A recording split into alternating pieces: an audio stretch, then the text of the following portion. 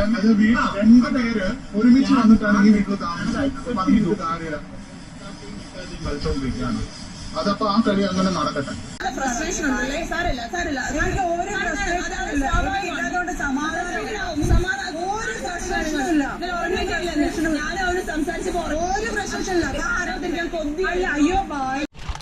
നമസ്കാരം. Bigg Boss Malayalam season 6 related ആയിട്ടുള്ള ഇന്ന് രാവിലെ നടന്നിട്ടുള്ള ലൈവ് അപ്ഡേറ്റ് പ്ലസ് നമ്മുടെ റോക്കി ഇന്നലെ പോയതും സിജോൻ്റെ ഗെയിം, ഈ രണ്ട് കാര്യമാണ് നമ്മൾ ഇന്ന് വീഡിയോയിൽ പറയുന്നത് കേട്ടോ.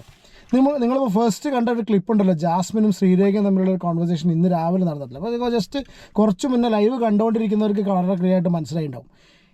ഇപ്പോൾ കഴിഞ്ഞ വെള്ളിയാഴ്ച അല്ലെങ്കിൽ ബുധൻ വ്യാഴമൊക്കെ ആയിട്ട് ജാസ്മിൻ്റെ വാപ്പ അതിനുള്ളിൽ വിളിച്ച് സംസാരിച്ചതിന് ശേഷം ഒറ്റയടിക്ക് മാറിയ ജാസ്മിനെയാണ് ഒരുവിധം പ്രേക്ഷകരെല്ലാവരും നമ്മളെല്ലാവരും കണ്ടിട്ടുള്ളത്. ഈവൻ ഞാനാണെന്നുണ്ടെങ്കിലും നമ്മൾ നോക്കുന്ന സമയത്ത് പ്രത്യക്ഷത്തിൽ ജാസ്മിനും ഗബ്രിയും തമ്മിൽ ഇപ്പോൾ റിലേഷൻഷിപ്പ് ഇല്ല എന്നുള്ളതാണ് ഏകദേശം മനസ്സിലാവുന്നത്. പഴയ റിലേഷൻഷിപ്പ് ഇല്ല, പക്ഷെ എന്നാലും അവരുടെ റിലേഷൻഷിപ്പ് ഇപ്പോഴും തുടരുകയാണ് എന്ന രീതിയിലുള്ളൊരു ഹിൻ്റാണ് ഇപ്പോൾ രാവിലെ ശ്രീരേഖയുടെ ഈ ഒരു കോൺവെർസേഷൻ ആയിട്ടുള്ളത്.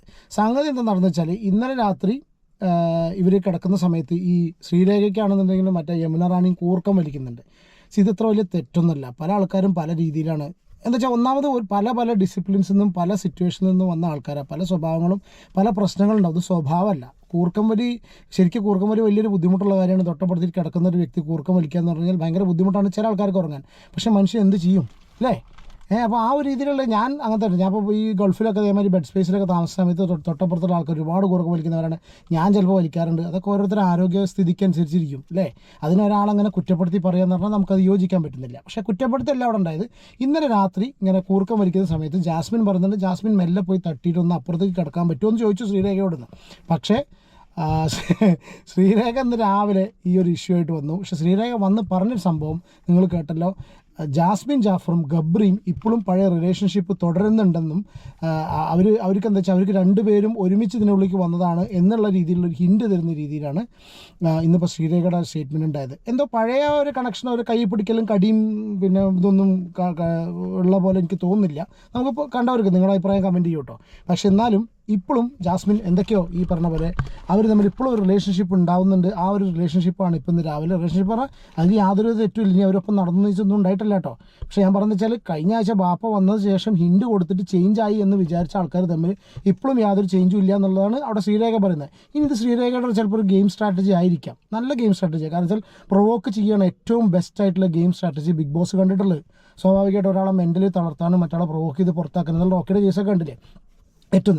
അത് കംപ്ലീറ്റ് സത്യം എന്നുള്ളത് ഞാൻ പറയുന്നില്ല കേട്ടോ. ഇപ്പോൾ ശ്രീരേഖ പറഞ്ഞിട്ടുള്ള കാര്യങ്ങൾ, ശ്രീരേഖ പൊതുവേ ഒരു ഡ്രാമയായിട്ട് എനിക്ക് വലിയ താല്പര്യമില്ലാത്തൊരു കണ്ടസ്റ്റൻ്റാണ് ശ്രീരേഖ. ഭയങ്കര ഡ്രാമ, ഭയങ്കര നാടകം, ഒരു നാടക റാണിയായിട്ടാണ് എനിക്ക് ശ്രീരേഖനെ ഫീൽ ചെയ്തിട്ടുള്ളത്. പക്ഷെ എന്താണെന്നുണ്ടെങ്കിലും ഇന്ന് രാവിലെ ശ്രീരേഖ പറഞ്ഞിട്ടുള്ള കാര്യം കുറച്ചൊരു എന്താ പറയുക, ഇന്ന് രാവിലെ റോക്കി ഇല്ലാത്തൊരു ഹൗസ് കയറുന്ന സമയത്ത് സ്വാഭാവികമായിട്ട് എണീറ്റപ്പോൾ കാണാൻ തന്നെ ഒരു ഇൻട്രസ്റ്റ് ഉണ്ടായിരുന്നില്ല. പക്ഷേ ഈ ഒരു സംഭവം വന്നതോടുകൂടി കുറച്ചൊരു അനക്കായി.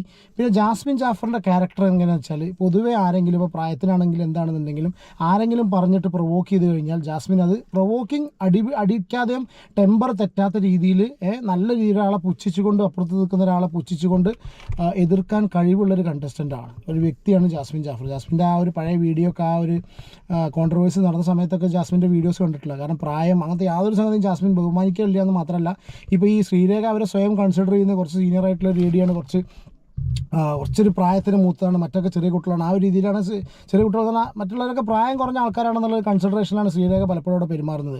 ശ്രീരേഖ ഭയങ്കര സീരിയസ് ആയിട്ട് പിന്നെ എന്തൊക്കെ ഗേൾ എന്നൊക്കെ പറഞ്ഞിട്ട് ഭയങ്കര സംഭവം സംസാരിക്കുന്ന സമയത്ത് തനി ഒരു എന്താ പറയുക, ഒരു ചന്ത ടൈപ്പിലാണ് പറഞ്ഞാൽ മോശമായിട്ടുള്ള ഉദ്ദേശിച്ചത് ആണ് ജാസ്മിൻ തിരിച്ച് മറുപടി കൊടുക്കുന്നത്. അത് ശ്രീരേഖനെ ഭയങ്കരമായിട്ട് ഇറിറ്റേറ്റ് ചെയ്യും. നമുക്ക് തന്നെ സ്വാഭാവികമായിട്ട് കാണുന്ന സമയത്ത് നമ്മൾ ഭയങ്കര സീരിയസ് ആയിട്ട് പറയുന്ന സമയത്ത് അത്രയും പുച്ഛിച്ച ഒരാൾ തള്ളുമ്പോൾ ഭയങ്കരമായിട്ട് ഇറിറ്റേറ്റ് ചെയ്യും. ഇത് രാവിലെ നടന്ന ലൈവ് അപ്ഡേറ്റ് ആണ്. അപ്പോൾ ഇപ്പോഴും ആ ഒരു റിലേഷൻഷിപ്പ് എന്ന് പറഞ്ഞാൽ ഇപ്പോഴും ജാസ്മിനും ഗബ്രിയും രാത്രി ഇപ്പം അങ്ങനെ കാണിക്കുന്നില്ല. ഇനി ബിഗ് ബോസ് അറിഞ്ഞിട്ട് കാണിക്കാതിരിക്കുകയാണോ എന്നറിയില്ല. ഇപ്പോഴും രാത്രി അവിടെ സംഭവങ്ങളൊക്കെ എന്താ പറയുക, ഒരു പഴയ പോലെ റിലേഷൻഷിപ്പ് പഴയ പോലെ ഉണ്ടോ എന്നറിയില്ല. എന്താണെങ്കിലും ജാസ്മിൻ ഗബ്രി കോംബോ ജബ്രി ഇപ്പോഴും രാത്രി വർക്കൗട്ട് ആവുന്നതെന്നുള്ളതാണ് ഇപ്പോൾ ശ്രീരേഖ പറഞ്ഞത്. നമ്മൾ കണ്ടല്ല പറയുന്നത്. ഒന്നത്. രണ്ടാമത്തെ കേസ് ഇന്ന് ഈ വീഡിയോയിൽ പറയാനുള്ളത് സിജോയുടെ ഒരു സംഭവം കേട്ടോ. സീരിയസ്ലി സിജോ വളരെ അടിപൊളി ബിഗ് ബോസ് മെറ്റീരിയലാണ്, നല്ല മൈൻഡ് ഗെയിമറാണ്. സിജോ വളരെ മാറിയിരുന്ന എല്ലാവരെയും വാച്ച് ചെയ്ത് മനസ്സിലാക്കുന്ന ഒരു വ്യക്തിയാണ്. അങ്ങനെ സിജോ മനസ്സിലാക്കിയ ഒരു സംഭവമാണ് റോക്കി എന്ന് പറഞ്ഞിട്ടുള്ള സ്ട്രോങ് ഗെയിമറെ. അങ്ങനെയാണ് റോക്കീനെ ആദ്യം തന്നെ സിജോ അടുത്ത് നിർത്താൻ ശ്രമിക്കുന്നു. ഇതിന് ശേഷം പിന്നീട് സിജോ അറ്റ് സം പോയിന്റ് സിജോന് വളരെ ക്ലിയർ ആയിട്ട് മനസ്സിലാവണം റോക്കി വളരെ സ്ട്രോങ് ഗെയിമറാണ്.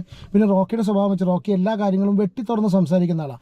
പക്ഷേ ഇങ്ങനെയൊക്കെ സംഭവങ്ങളും ബിഗ് ബോസിന് വേണ്ടിയിട്ടുള്ള എല്ലാ സംഭവങ്ങളും അയക്കുന്നുണ്ടെങ്കിലും ബിഗ് ബോസിന് ഒരിക്കലും പറ്റാത്തൊരു സംഗതി, ബിഗ് ബോസിന് ഒരിക്കലും അഡ്ജസ്റ്റ് ചെയ്യുക, ബിഗ് ബോസ് തന്നെ ഷോന് വേണ്ടിയിട്ട് ഒരിക്കലും ഒരാൾക്ക് വരാൻ പാടില്ലാത്തൊരു ക്വാളിറ്റിയാണ് പെട്ടെന്ന് ടെമ്പർ കളഞ്ഞിട്ട് എന്തെങ്കിലും അവിവേകം കാണിക്കുക എന്നുള്ളൊരു സംഭവം. അത് റോക്കി ചെയ്യുന്നൊരു വ്യക്തിയാണെന്നുള്ളത് വളരെ ക്ലിയർ ആയിട്ട് സിജോയ്ക്ക് മനസ്സിലായിട്ടുണ്ട്. സിജോ അത്രയും ഞാൻ പറഞ്ഞാൽ എനിക്കത് കുറുക്കൻ എന്നുള്ള രീതിയിലാണ് സിജോനെ എല്ലാവരും വിശേഷിപ്പിച്ചിട്ടുള്ളത്.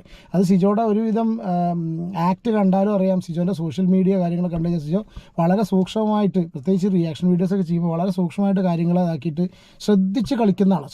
വളരെ ശ്രദ്ധിച്ചിട്ടാണ് സിജോ കളിക്കുന്നത്. ചടുലമായിട്ട് പെട്ടെന്ന് സ്പോണ്ടേനിയസ് ആയിട്ടുള്ള റിയാക്ഷൻസ് ഒന്നും സിജോയുടെ ഭാഗത്തില്ല. പിന്നെ പ്രൊവോക്ക് ചെയ്യുന്ന സമയത്താണെങ്കിൽ കൂടി സിജോ ഒരിക്കലും ടെമ്പർ തെറ്റി പ്രൊവോക്കായി ചെയ്യുന്നില്ല. പക്ഷെ നേരെ മറിച്ച് റോക്കി അതിൻ്റെ ആളാന്നുള്ളത് പുറത്തുള്ളവർക്ക് വളരെ ക്ലിയർ ആയിട്ട് മനസ്സിലാവുമെങ്കിൽ 24 hours അവിടെ കണ്ടുകൊണ്ടിരിക്കുന്ന എല്ലാവർക്കും മനസ്സിലാവും. സിജോയ്ക്ക് പ്രത്യേകിച്ച് മനസ്സിലായി.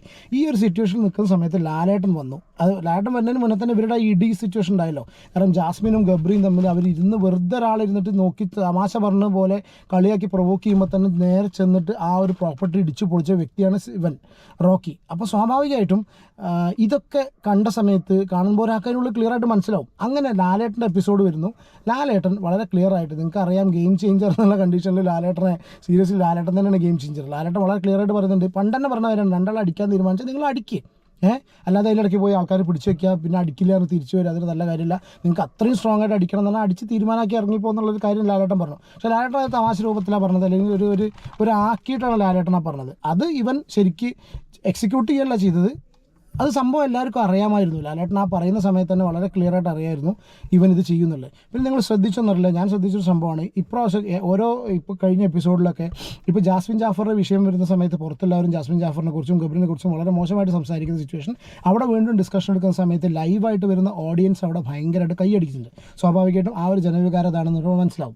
പ്ലസ് അതിനുള്ളിലിരിക്കുന്ന ആൾക്കാർക്കും ഒരുപക്ഷെ ചിലപ്പോൾ എനിക്ക് സിറ്റുവേഷൻ അറിയില്ല, 100% ഉള്ളിലിരിക്കുന്ന ആൾക്കാർക്കും പുറത്തുള്ള ജനവികാരം ഇവർ കൈയടിക്കുന്ന സമയത്ത് ഇവർക്കൊക്കെ മനസ്സിലാവും. അപ്പോൾ ജാസ്മിൻ ഗബ്രി കോമ്പോ ഇവർ കയ്യടിന് ഉള്ളിലേക്ക് കേട്ടിട്ടുണ്ടെന്നുണ്ടെങ്കിൽ ഇതേ സിറ്റുവേഷൻ ഇവൻ്റെ റോക്കിയുടെ കേസിലും അപ്ലൈ ചെയ്യാൻ പറ്റും. കാരണം എന്താ വെച്ചാൽ കഴിഞ്ഞ ഒരു ലാലേട്ടൻ വന്ന എപ്പിസോഡിൽ റോക്കി എപ്പോഴൊക്കെ തഗ്ഗടിക്കുന്നുണ്ടോ, കാര്യങ്ങൾ സംസാരിക്കുന്നുണ്ടോ, ഈ പറയുന്ന സമയത്തൊക്കെ പുറത്തുനിന്നുള്ള കയ്യടികൾ ഉണ്ടായിട്ടുണ്ട്.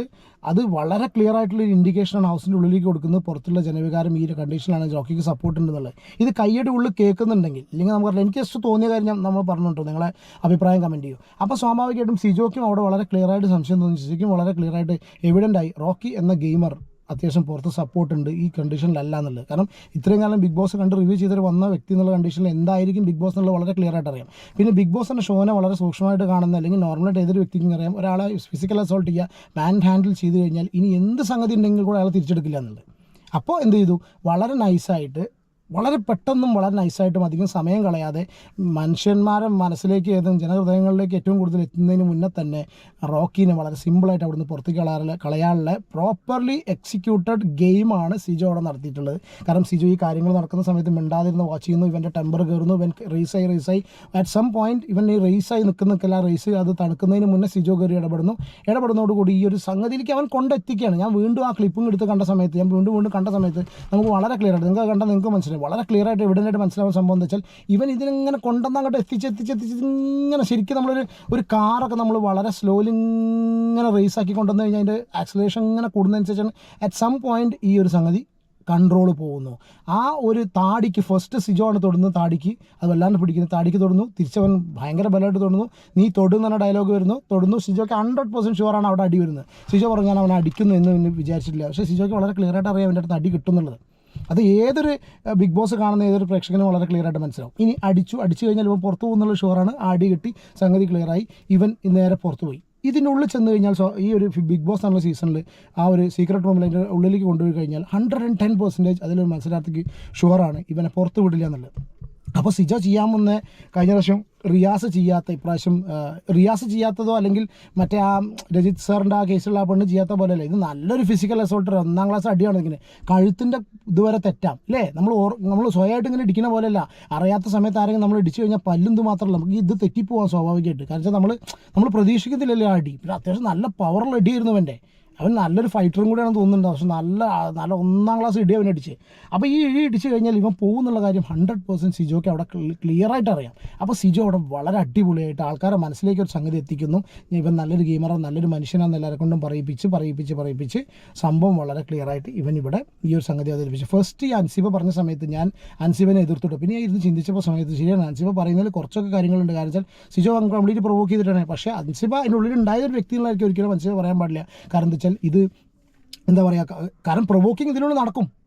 അടിക്കാതെ നോക്കുക എന്നുള്ളതല്ലേ നമ്മളെ റെസ്പോൺസിബിലിറ്റി. എന്നാലല്ലേ നമുക്ക് മുന്നോട്ട് മുന്നേറാൻ പറ്റുള്ളൂ.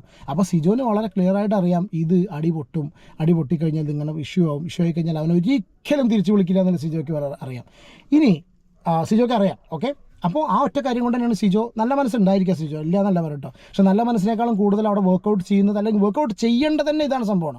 ഒരു ഗെയിമർ എന്നുള്ള കണ്ടീഷൻ, നല്ല കുട്ടീൻ്റെ നല്ല സ്വഭാവം കാണിച്ച് സർട്ടിഫിക്കറ്റ് വാങ്ങാനുള്ള അതിൻ്റെ ഉള്ളിൽ പോകുന്നത്. അപ്പോൾ സിജോ ചെയ്യേണ്ട കാര്യം ചെയ്ത കാര്യം തന്നെയാണ്.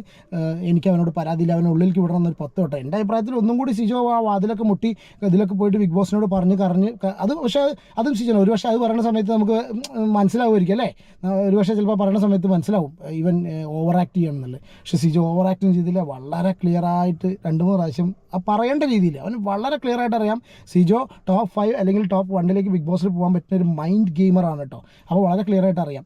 ഇനി എന്തെങ്കിലും കാര്യം പറഞ്ഞവനെ ഉള്ളിലേക്ക് വിട്ടാൽ തന്നെ റോക്കി വരില്ല എന്നുള്ളതും റോക്കി അതിനുള്ളിൽ തുടരില്ല എന്നുള്ളതും അതും സിജോയ്ക്ക് വളരെ നന്നായിട്ട് അറിയാം. കാരണം എന്താ വെച്ചാൽ ഔദാര്യമായിട്ടാണ് പിന്നെ അവിടെ തുടരേണ്ട സിറ്റുവേഷൻ വരിക. കാരണം പിന്നീട് ഇവൻ സിജോ അതിനുള്ളിൽ മറ്റേ റോക്കിനുള്ളിൽ തുടരുന്ന സമയത്ത് സിജോയുടെ ഔദാര്യമായിരിക്കും അത് പിന്നീട് അങ്ങോട്ട് ഗെയിമിന് റോക്കി വരാതിരിക്കേണ്ടതാണ് നല്ലതായിരുന്നു. പക്ഷെ ഒരിക്കലും വിടില്ല. എന്താണെന്നുണ്ടെങ്കിലും 5 ദിവസം അതിനുള്ളിൽ സീക്രട്ട് റൂമിലായിരിക്കും ലാലേട്ടൻ വരുന്ന സമയത്തായാലും പുറത്ത് ഇറക്കി വിടുക. ഇനിയിപ്പോൾ അതിനിടയ്ക്ക് വേറെയും കുറച്ച് കാര്യങ്ങളൊക്കെ ഉണ്ട്. സിജോ ക്വിറ്റ് ചെയ്തു എന്നുള്ള കുറച്ച് സ്പെക്കുലേഷൻസും കാര്യങ്ങളൊക്കെ റൂമേഴ്സൊക്കെ പുറത്ത് പടരുന്നുണ്ട്. എന്തായാലും സ്ഥിതി എന്നറിയില്ല. എന്താണെന്നുണ്ടെങ്കിൽ അത്യാവശ്യം നല്ല പരിക്ക് പറ്റിയിട്ടുണ്ട്. താടിക്ക് ഇതും പിടിച്ചിട്ടാണ് ചങ്ങാതി അവിടെ ഇരിക്കുന്നത്. രാവിലെ തന്നെ ബിഗ് ബോസിൻ്റെ ആ ഒരു എന്താ പറയുക, ആ ഒരു ഹൗസിൻ്റെ കണ്ടീഷൻ നോക്കുന്ന സമയത്ത് റോക്കിയുടെ ആ ഒരു ആബ്സെൻസ് വളരെ ക്ലിയർ ആയിട്ട് ഫീൽ ചെയ്യുന്നുണ്ട്. Bigg Boss Malayalam season 6 Rocky എന്ന കണ്ടസ്റ്റൻറ്റ് അയാളുടെ തന്നെ തെമ്മാടിത്തരം കൊണ്ടും അയാളുടെ വിവരമില്ലായ്മ കൊണ്ടും കാണിച്ചിട്ട കാര്യം കൊണ്ടും പ്രേക്ഷകർക്ക് നല്ല കോണ്ടൻറ്റാണ് നഷ്ടപ്പെട്ടിരിക്കുന്നത്.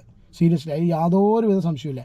ഇയാൾ അടിക്കാതെ ഈ സീസൺ അവസാനം വരെ പോകുകയാണെന്നുണ്ടെങ്കിൽ ഒരു ബിഗ് ബോസ് മലയാളം സീസൺ 6 കുറച്ച് ടോക്സിസിറ്റി ഒക്കെ ഉണ്ടെങ്കിൽ കൂടി അത്യാവശ്യം വളരെ കുറച്ചൊരു ആൽഫ മെയിലാണ് അല്ലേ, കുറച്ച് ടോക്സിസിറ്റി ഒക്കെ ഉണ്ടെന്നുണ്ടെങ്കിൽ കൂടി ബിഗ് ബോസ് മലയാളം സീസൺ ഒരു ബിഗ് ബോസിൻ്റെ പ്രേക്ഷകർ ഒരു ടോക്സിക് പ്രേക്ഷകർ ഒരുപാടുണ്ട്. ആ പ്രേക്ഷകർക്ക് ഇഷ്ടപ്പെട്ടുള്ള വളരെ സ്ട്രോങ് ആയിട്ടുള്ള വളരെ ചിന്തിപ്പിക്കുന്ന രീതിയിൽ എന്താ പറയുക കുറച്ച് തഗ്ഗായിട്ടുള്ള കുറച്ച് കോണ്ടൻറ്റ് തരാൻ ശേഷിയുള്ള ഒരു കണ്ടസ്റ്റൻ്റായിട്ട് ഇവൻ റോക്കി നിൽക്കുമായിരുന്നു അല്ലേ. ഇതാണ് നമ്മുടെ അഭിപ്രായം. നിങ്ങളുടെ അഭിപ്രായം കമൻറ്റ് ചെയ്യും കേട്ടോ.